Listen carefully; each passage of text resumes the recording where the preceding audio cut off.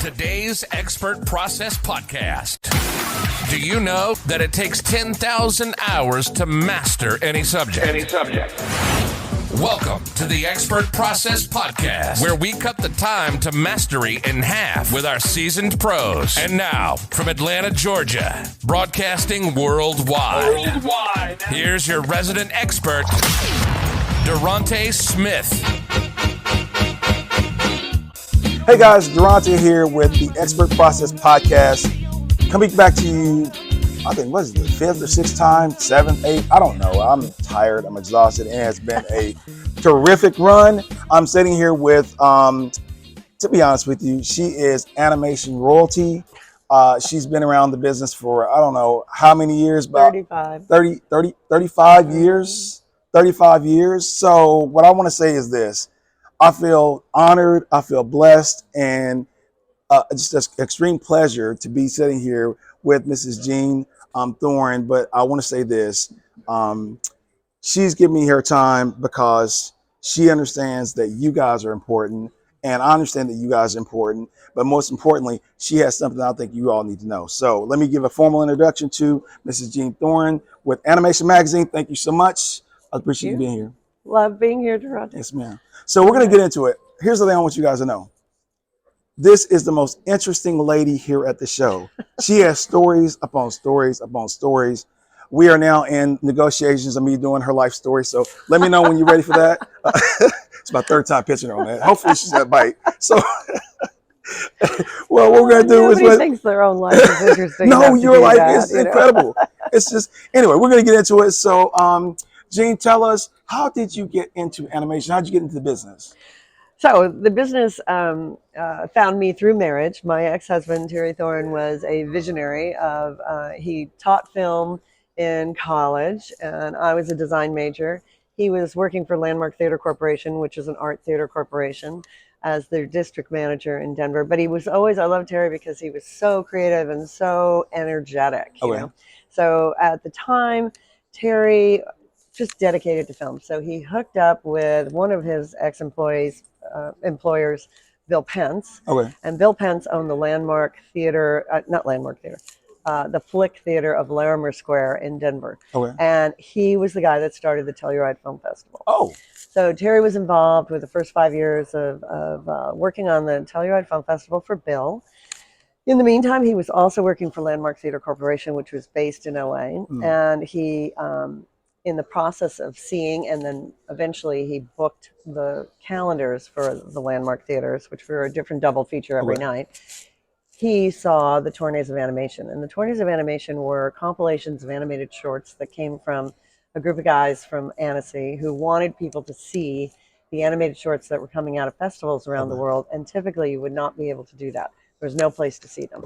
So they thought if they produced this compilation of animated shorts and distributed it theatrically, that people would have a chance all over the world, but also all over the U.S., to go into an art theater and experience animation, which Terry rightly assumed was going to be the future of art. In other words, animation, no other art form has more art forms encompassed in it.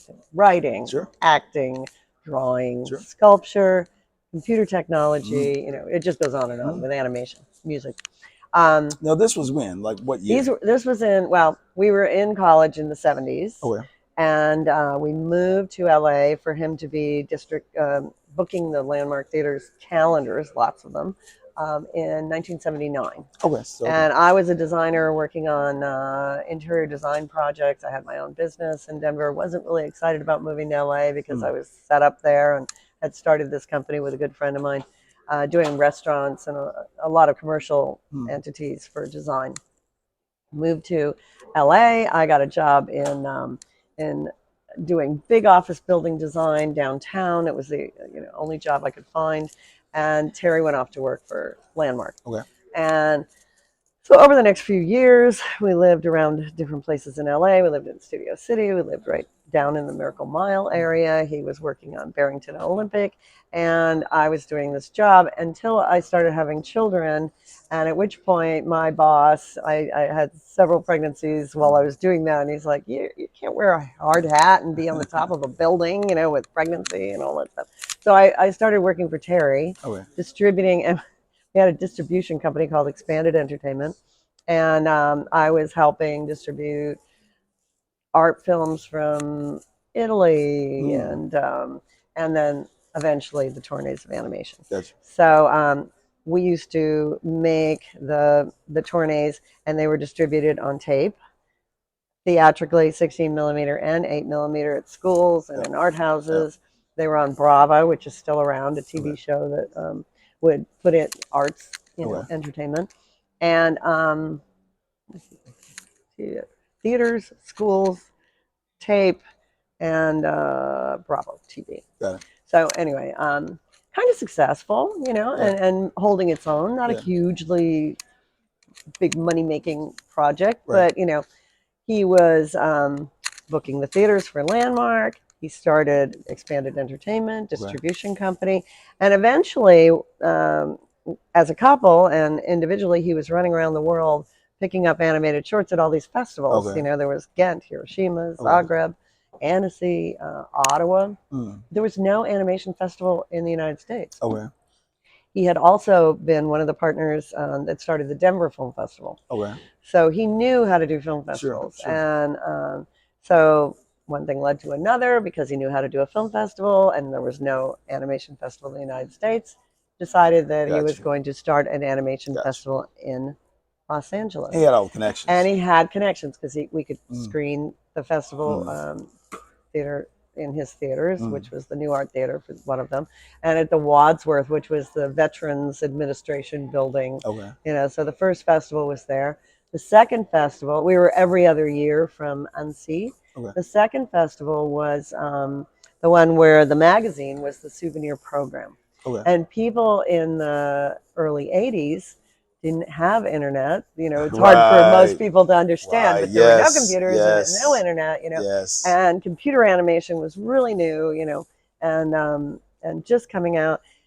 So when they saw Animation Magazine, they're like, wow, we get to have the news of what everybody else in animation is doing, and we can connect with all these people. And so he started a directory to animation people all over the world, and animation companies, and even the ones that sold the desks to animation. There were a lot of things back then that don't exist anymore. But so that was awesome. So first it was 4 times a year, then it became 6 times a year, and then it became 12 times a year. The festival. The magazine. The festival was every other year. From Annecy, and it moved from the Wadsworth Theater, and it grew and went to Pasadena. Actually, there's a newer event that happens in the same place that we had ours, Lightbox, which is in November every year. It's kind of a CTN type, for artists, for animation artists.